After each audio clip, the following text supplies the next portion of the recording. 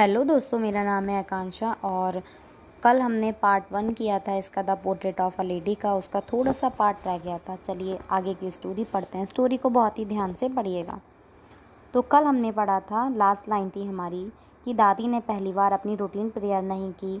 उसकी जगह उन्होंने आसपास की औरतों को बुलाया, एक पुराना सा टूटा फूटा ढोल निकाला, घंटों तक उसे बजाती रहीं। वो किसी वॉरियर के आने की तरह गीत गा रही थी, जैसे उनके दिल में एक अजीब सी खुशी थी। पर फैमिली को उन्हें रोकना पड़ा, कहीं थकान से उनकी तबीयत न बिगड़ जाए। और जिस बात का डर था वही हुआ। अगली सुबह दादी बीमार पड़ गई। बस हल्का सा बुखार था। डॉक्टर ने कहा चिंता की बात नहीं है, पर दादी ने कहा कि अब वक्त आ गया है। उन्होंने सबसे कह दिया कि अब किसी से बात नहीं करेंगे, सिर्फ प्रार्थना करेंगे। सब ने मना किया, लेकिन दादी ने कुछ नहीं सुना। वो चुपचाप बिस्तर पर लेटी रहीं और फिर धीरे से, बिना किसी शिकायत के, उनकी ज़िंदगी ख़त्म हो जाती है।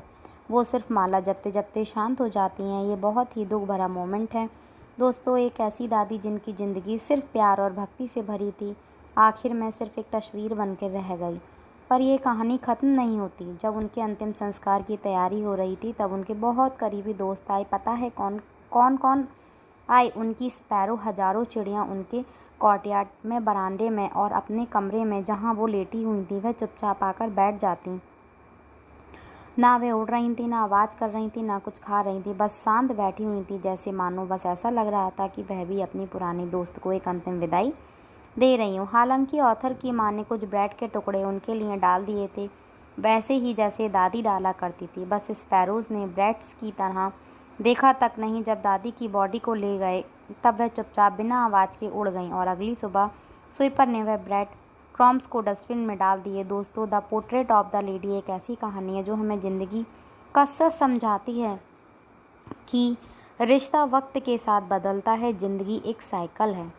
एक दिन हम किसी के सबसे करीब होते हैं और अगले ही दिन हम एक याद बन जाते हैं। सच्चा प्यार बिना शब्दों के भी जिंदा रहता है, जैसे दादी और नैरेटर के बीच का रिश्ता और दादी और चिड़ियों का रिश्ता। आपको ये कहानी कैसी लगी? आपने भी अपने ग्रैंड पेरेंट्स के साथ कुछ महसूस किया होगा? कमेंट करके ज़रूर बताइएगा। अगर आपको ये वीडियो पसंद आए तो एक लाइक ज़रूर करिएगा, इस चैनल को सब्सक्राइब करिएगा। Thank you.